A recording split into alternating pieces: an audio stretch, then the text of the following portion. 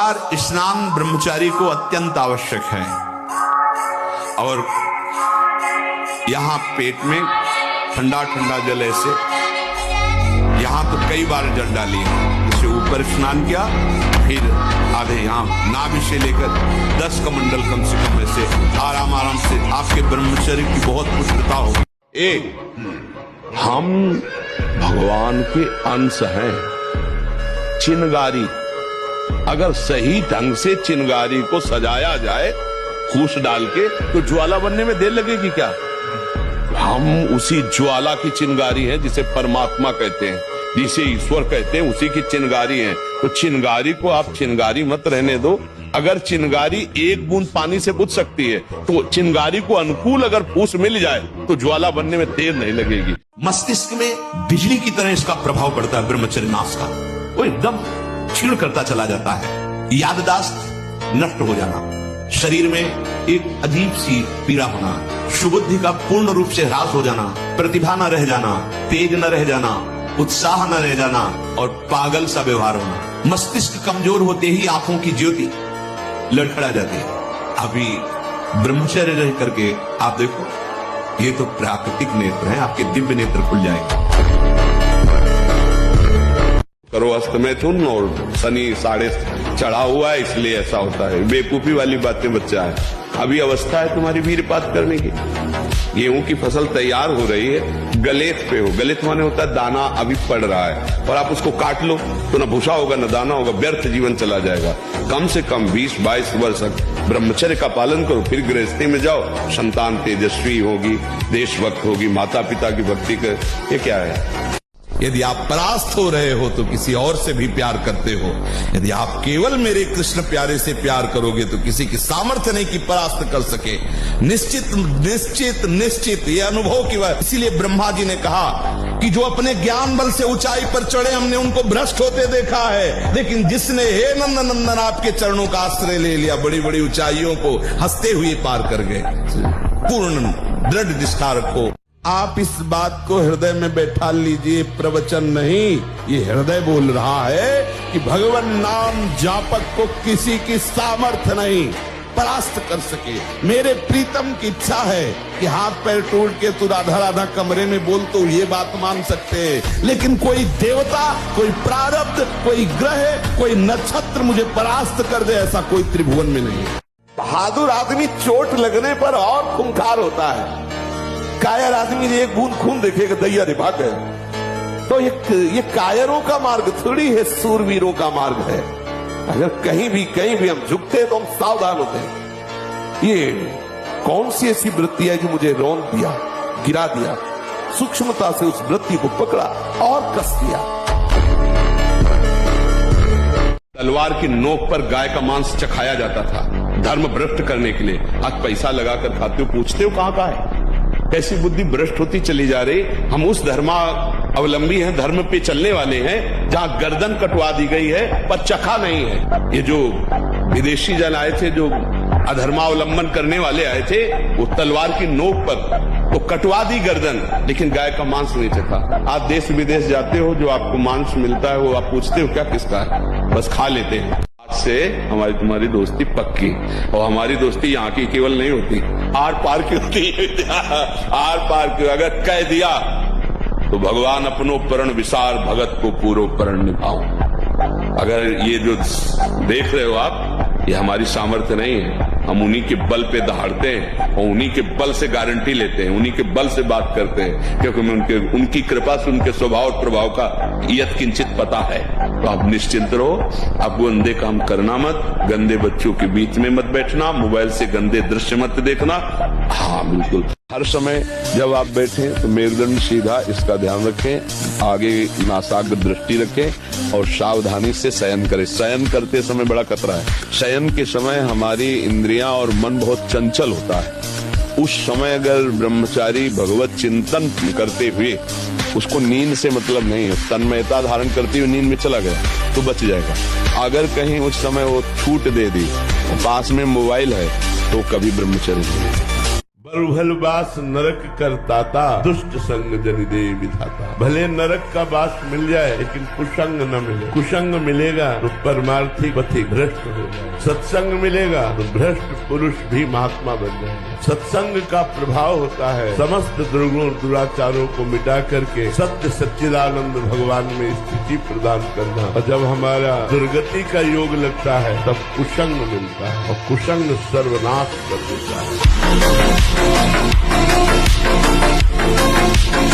12 वर्ष का बच्चा है, अब उसने गंदे आचरण शुरू कर दिए, वीरनाश करना शुरू कर दिया। अब वो जब 22 वर्ष का होगा तो उसकी हालत खराब हो जाएगी। अच्छा, 25 वर्ष तक ब्रह्मचर्य रहा, फिर वो गृहस्थी में गया तो कुछ उसका गृहस्थी नहीं बिगाड़ पाएगी, क्योंकि परिपक्व हो गया ना, उसका जो सप्तम धातु परिपक्व हो चुकी, तो उत्तम संतान होगी और वो धैर्यवान होगा।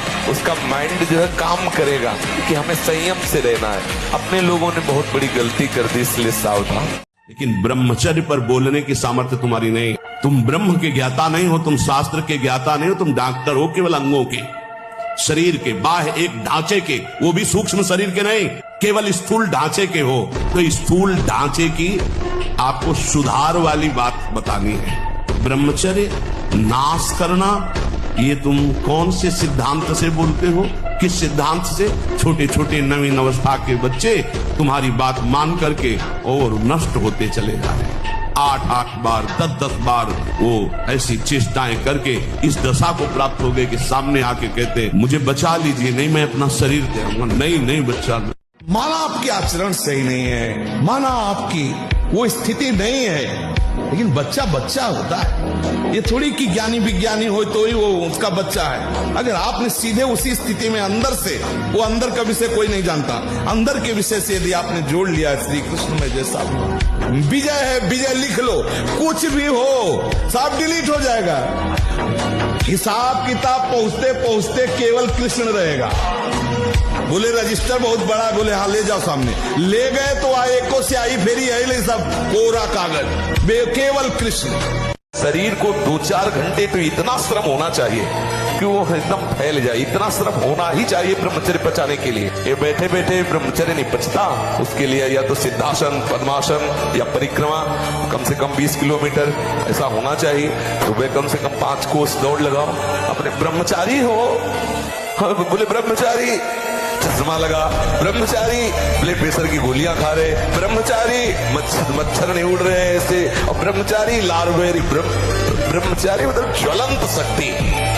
देखो, ठाकुर हरिदास जी का जवान शरीर है, 3 लाख नाम रोज जप करते थे। हरे कृष्ण कृष्ण कृष्ण हरे हरे, हरे राम राम राम हरे हरे, ऐसे 3 लाख नाम जप करते थे। तो एक धनी मानी पुरुष वहां से निकला, ठाकुर हरिदास जी का चेहरा चमक रहा था भजन के प्रताप से। कहा तुम इसको भ्रष्ट कर सकती हो? वैश्या संघ में थी, तो उसने कहा इसको तो देर नहीं लगेगी। उनका तुम भ्रष्ट करो, जितना तुम रुपया कहोगे उतना देंगी। वो श्रृंगार करके उनके पास एकांत कुटिया जंगल में बैठ गए। अब उनसे बात करना चाहती, वो बार बार कहते हरे कृष्ण कृष्ण कृष्ण हरे। एक दिन पूरा निकल गया, दूसरे दिन फिर श्रृंगार करके आई, वो भी दिन निकल गया, तीसरे दिन फिर 3 लाख नाम जप करना। वो यही कहते जब हमारा नाम जब पूरा हो जाएगा तब आपसे बात करेंगे। अब 3 लाख नाम जप करना और जोर जोर से हरे कृष्ण कृष्ण कृष्ण। 3 दिन नाम कीर्तन सुनने के बाद उसको लगा मैं कितनी नीच हूँ, ऐसे पवित्र आत्मा के प्रति ऐसी गंदी दृष्टि रखती हूँ। चरणों में लौट गए। जब लौट गई तब उन्होंने बंद किया। हाँ, तो उनका प्रभु मैं बहुत पापिनी हूँ, मैं वैश्या हूँ, मैं बहुत नीच हूँ।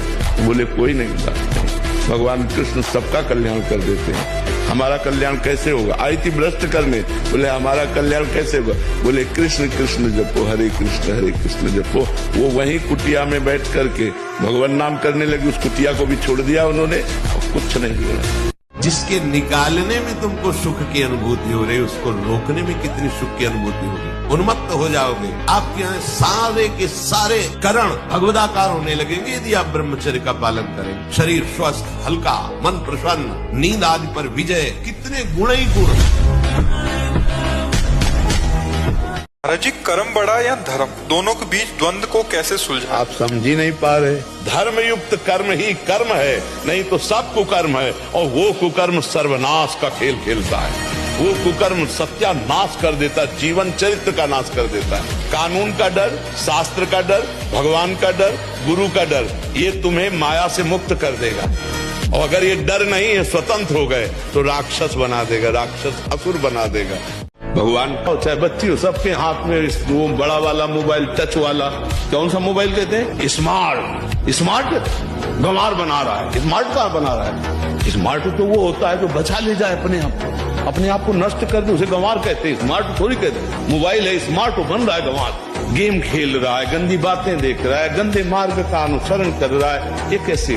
अरे एक गंदा दृश्य एक अच्छे सदाचारी को वैश्यागामी बना दिया अजामिल को, और तुम रोज घंटों गंदा दृश्य देखोगे तो तुम्हारी दुर्दशा क्या हो जाएगी। 3 ऐसी बातें हैं जिनमें मनुष्य को महासुख की अनुभूति जैसा लगता है। यदि हमें सुंदर स्त्री मिल जाए, पुरुष के अंदर रहता है, या सुंदर पुरुष मिल जाए, स्त्री के अंदर रहता है, या जैसा भी भाव, हम सुखी हो जाए। यदि हमें मनोवांछित धन मिल जाए तो हम सुखी हो जाए, हमारा बड़ा नाम हो जाए, प्रतिष्ठा हो जाए, तो हम सुखी हो जाए। 3 बातें रखी गई हैं पूरी माया को छान करके, कंचन, कामिनी और कीर्ति। ये स्त्री संबंधी, पुरुष संबंधी, भोग संबंधी वार्ता हमारे अंदर संस्कार डालती है और हम समझ नहीं पाते। वो हमारे अंदर ऐसी अग्नि पैदा करती है जिससे वीर शक्ति स्खलित हो जाती है। कभी हम सोच में बैठे लघु शंका में, तो सबसे पहले वीर स्खलित हो गया। अब आपको लगेगा कि ये रोग है। रोग नहीं, आपकी गलती है। आपने जो गलत चिंतन किया, क्रिया नहीं की, लेकिन मनोवाह नाड़ी ने संपूर्ण शरीर से वीर को खींच करके वो निकाल दिया। अब निकल जाएगा वो आपकी असावधानी के समय। हमारी बात हर विद्यार्थी अगर मान ले, हमें फिर इसका उत्तर दे। आप अपने ब्रह्मचर्य को छीण मत करना, आप कोई नशा मत करना जब तक विद्या अध्ययन कर रहे हो। ये बहुत बड़ी साधना है। और अगर आप ग्रेजुएट ना हो जाए तो हमें बताना। दूसरों को देखते हैं तो लगता है कि इसका तो घर है, 4 गाड़ियां हैं, हमारी भी जिंदगी ऐसी हो। हम धर्म से चलते हैं, चाहे हमको जैसी भी परिस्थिति हो, हम दूसरों से होड़ नहीं मिलाएंगे। बेईमानी से करोड़ों की कार खरीदने में अच्छा लगा, रुआब लगी, और जब उसका एक्सीडेंट हुआ, पिस गए तब। और धर्म से साइकिल से चल रहे हो, आराम से पूरा जीवन बीती, तो वो अच्छा कि बेईमानी से वो करके नष्ट हो जाओ, वो अच्छा। इसलिए बेईमानी का धन तो ऐसे डरो जैसे जहर से डरा जाता है कि जहर भोजन में मिल गया तो मार डालेगा। बेईमानी का धन नहीं भाई। अगर हमारा वीर ब्रह्मचर्य ठीक है तो मन शांत और एकाग्र रहेगा, और प्राण बलवान और सूक्ष्म रहेंगे। अगर वीर कमजोर हो गया तो मन चंचल अशांत, और प्राण स्थूल और बलहीन हो जाएंगे, स्थूल, सूक्ष्म नहीं होंगे। जीता तो है पर मुर्दे की तरह निस्तेज, उसमें उत्साह, उसमें शूरवीरता, ये सब क्षीण होने लगती है। आंखें धस जाती हैं और उसकी हड्डियां कमजोर होने लगती हैं, बाल पकने लगते हैं, झड़ने लगते हैं। थोड़ा भी परिश्रम या मेहनत करने पर हांफने लगना, थक जाना, दैनिक दिनचर्या बिल्कुल ठीक ना होना, चित्त में बहुत सी कुचिंताएं बढ़ जाना, थोड़ा सा दुख एक पहाड़ जैसा लगना, थोड़ा सा भय ऐसा लगना कि अब क्या होगा। अगर संयम और ब्रह्मचर्य में तो तुम्हारे अंदर वो बल होगा जो बल मांस खाने से नहीं होगा। मांस खाने से आप चर्बी बढ़ा सकते हो, लेकिन आप संकल्प सिद्ध नहीं हो सकते। पूर्व के ऋषि मुनि ऐसे थे, लेकिन कुछ भी कर सकते थे क्योंकि पवित्रता थी, सत्य संकल्प था। आज हमारी पवित्रता नष्ट हो रही है, आज हम अपवित्र भोजन पा रहे हैं। अगर ब्रह्मचर्य से रहो और पवित्र अन्न पाओ और डट के व्यायाम करो तो तुम किसी को भी परास्त कर सकते हो। भोजन के पहले अच्छे से हाथ धो, मुंह में कुल्ला करो, और लघु शंका लगी हो तो लघु शंका जाओ। भोजन के पहले पवित्र हो। भोजन पाते समय नाम चलना चाहिए या पद चलना चाहिए, या अच्छे कोई संत महापुरुषों के जो चरित्र हैं उनका चिंतन करना चाहिए। खड़े भोजन नहीं पाना चाहिए, लेटे भोजन नहीं पाना चाहिए, चलते हुए नहीं पाना चाहिए। ब्रह्मचारी को बाल भोग नहीं करना चाहिए। बाल भोग पच नहीं पाया, राज भोग डाल लिया, वो पच नहीं पाया, तो आप बीमार हो जाओगे, कब्ज हो जाएगी, गैस बनेगी, आपका भजन में मन नहीं लगेगा, तो फिर वही प्रमाद की स्थिति आएगी। कभी किसी को मजाक में भी अश्लील बातें मत करो, मजाक से। जैसे हंसी मजाक में आप वैसे उसका प्रभाव पड़ेगा। वो शब्द है, वो आपके अंदर पहुंचेगा, मनन करेगा और वासना जागृत। पहली बात तो ये समझ लो, विश्व में कोई ऐसा पैदा नहीं हुआ जो हमारा अहित कर दे। हमारा कर्म ही हमारा अहित कर सकता है। विश्व में और कोई पैदा नहीं हुआ कि हमारा अहित कर ले। हमारा कर्म ही किसी व्यक्ति के रूप में आएगा, हमसे छल करेगा, हमसे कपट करेगा, हमसे लड़ाई करेगा, हमारे साथ मारपीट करेगा, विपत्ति पैदा करेगा, वो हमारा कर्म ही होगा। विद्यालयों में ब्रह्मचर्य की तो शिक्षा नहीं दी जाती, और एक शिक्षा जुड़ गई है कि आप ब्रह्मचर्य छीण करें तो कोई हानि नहीं है, ऐसा डॉक्टर बताते हैं, तो ऐसा उनको उपदेश मिलता है प्रायः। ऐसा जो उत्साह बढ़ाने वाले लोग हैं वो भी कहने लगे, सर्वनाश कर दिया बच्चों का। अभी 13, 14, 15, 16, 18 की अवस्था है और वो अन्य क्रियाओं द्वारा अपनी जीवनी शक्ति का नाश करने लगे। आपको यदि लगता है झूठ बोलने से हमें 1000 का फायदा हो जाता है, तो 10,000 का पीछे नुकसान आ रहा है जिसे तुम नहीं देख पा रहे हो। माना सत्य बोलने से आपको 4 रुपए मिलेंगे और झूठ बोलने से 400 मिलेंगे।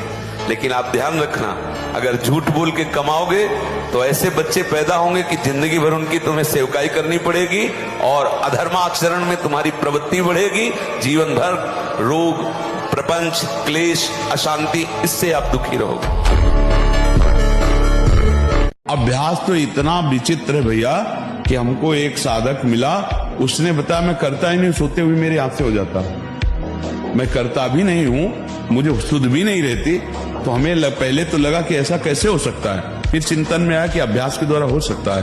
अभ्यास, गलत अभ्यास हमारे जीवन को नष्ट कर देता है। तो क्या हम सही अभ्यास से धीरे धीरे गलत अभ्यास पर शासन नहीं कर सकते? कर सकते हैं।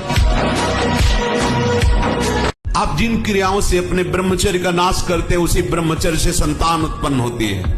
तो उसमें परमाणु है ना, वही जीवाणु है ना, जो आप बहुत ही बुरी तरह से उसका नाश कर रहे हैं। तो आप पापाचरण कर रहे हैं। आप ऐसा न समझे कि आपके द्वारा एक क्रिया हो रही तो केवल शरीर की ही हानि हो रही, आपका सर्वस्व नाश हो रहा है, अंतःकरण मलिन हो रहा है, गलत संस्कार पुष्ट हो रहे हैं और पाप का ढेर जमा हो रहा है। आपका अंतःकरण ऐसा मलिन होता चला जाएगा कि एक दिन आपको अंतःकरण से उपदेश मिलने लगेगा कि ऐसे शरीर का त्याग कर दो, किस काम का। पता नहीं कौन सी बुद्धि लोगों में फैल रही है कि घर का दाल रोटी बना करके नहीं खाएंगे, बाजार का आना, ऑनलाइन आना चाहिए। ऑनलाइन में हो जाओगे, हाँ ऑनलाइन में चले जाओगे। बहुत सावधान, खान पान नहीं तो ऑनलाइन में बुद्धि। इतनी मोटी ग्रंथ होगी, हम उसे कंठस्थ कर लेंगे, पूछो कहां से पूछोगे। पर यह तभी होगा जब ब्रह्मचर्य ठीक होगा, खान पान ठीक होगा, नहीं तो स्मृति का नाश हो जाता है ब्रह्मचर्य। आज जो नए बच्चे हैं ना, ब्रह्मचर्य का नाश मतलब स्मृति का नाश, दिमाग, प्रमाद, गंदी बातें देखना, यही सब अच्छा लगेगा। यानी हम कह रहे ब्रह्मचर्य में इतनी ताकत है कि कोई भी बात आप सुनाओ और 10 दिन बाद आप पूछ लो आकर के, वही वैसे मिलेगी। हर बात को आनंद मिलो, दुखी काहे को रे, टेंशन का है। अविनाशी का बच्चा किस बात में टेंशन है? मृत्यु को भी दबका के भगा दे, वो है भगवत मार्ग। जे काल बस ना परे, किस बात से? एक बार मरना, सबको मरना है। आप स्वस्थ हो, अभी 5 मिनट में एक्सीडेंट हो, मां चटनी हो जाओगे। कभी भी कोई भी कहीं भी हो सकता है। क्या रो रो के मरना? एक बार मरना है ना, स्वीकार कर लिया, वो एक ही बार होगा ना, जब होगा तब देख लिया जाए। आज तो मस्ती से रो, आनंद से रो, प्यारी जू का गुणगान करो, चौड़ी छाती करके चलो, राधा वल्लभ श्री हरिवन। क्या करेगा ब्लड प्रेशर? जैसे दाल में उफान आती है, तो जो संतान उत्पत्ति कारक ब्रह्मचर्य वीर है वो स्वयं से नहीं निकलता।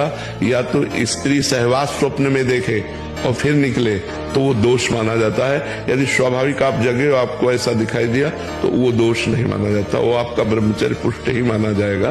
तो अगर हमारा चिंतन गलत हो गया और फिर वीर्यपात हुआ तो वो दोष माना जाता है। उस दोष के प्रायश्चित के लिए गंगा आदि पवित्र नदियों में खड़े होकर के स्नान करके उसी में खड़े होकर थोड़ा जप करे, उससे उसकी दोष निवृत्ति हो जाती है।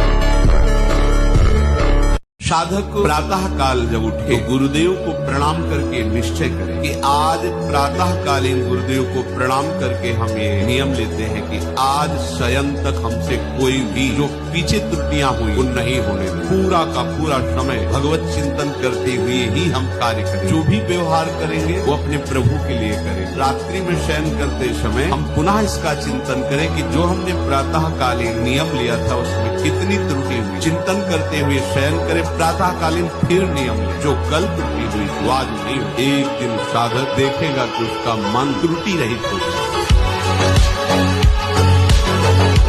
शरीर को 2-4 घंटे तो इतना श्रम होना चाहिए कि वो एकदम फैल जाए। इतना श्रम होना ही चाहिए ब्रह्मचर्य पचाने के लिए। ये बैठे बैठे ब्रह्मचर्य नहीं पचता, उसके लिए या तो सिद्धासन, पद्मासन या परिक्रमा कम से कम 20 किलोमीटर ऐसा होना चाहिए। सब चिंतित हैं, सब शोकित हैं। जिनको तुम बड़ा आदमी समझते हो, जिनको बड़ा पदाधिकारी समझते हो, वो भी परेशान हैं। घर परिवार, नाना प्रकार की वासनाएं, इच्छाएं, सब परेशान हैं। बच्चा, अगर कभी किसी को शांति, विश्राम, आनंद और सुख मिला है तो भगवान के शरण में मिला है। नाम जप करो, धर्म से चलो, भगवान से प्रार्थना करो कि जीवन साथी ऐसा मिले कि हम प्यार भरा जीवन व्यतीत कर सकें। आपका जीवन ब्रह्मचर्य ही नहीं मृत्यु है। ब्रह्मचर्य रहने के लिए आपको अपनी दिनचर्या सुधारनी होगी। प्रातः 4 बजे आपको उठना ही होगा, तभी आप ब्रह्मचर्य रह सकते हैं। अगर आप नहीं उठते तो आप देख, इसका आध्यात्मिक प्रभाव पड़ता है। आप देखिएगा 3 बजे से लेकर के सूर्योदय के तक अगर आप सोते, आपका स्वप्न दोष बढ़ेगा, आपका संयम बिगड़ेगा। अगर आप कोई ऐसी कुछ चेष्टाएं नहीं किए हैं तो स्वप्न दोष की संभावना ही नहीं होती। आप बाल्यावस्था से कुछ चेष्टाएं करते हैं, संयम विरुद्ध रहते हैं, तो आप ना चाहते हुए फिर सामर्थ्यहीन हो जाते हैं, ब्रह्मचर्यहीन हो जाते हैं। बहुत ध्यान दें, ये अध्यात्म में जैसे पूरा मकान बनने के लिए नींव मजबूत होना जरूरी है, चाहे जयखंड का बना लो आप, अगर नींव मजबूत है। नींव मजबूत नहीं तो फिर मकान ढह जाएगा।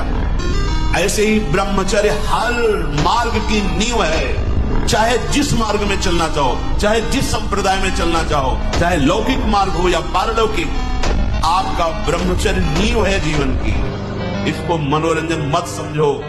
कैसी तुम्हारी दुर्बुद्धि, अपने हाथ से तुम अपना नाश करते हो। कैसी कैसी दुर्बुद्धि जागृत हो गई, सावधान।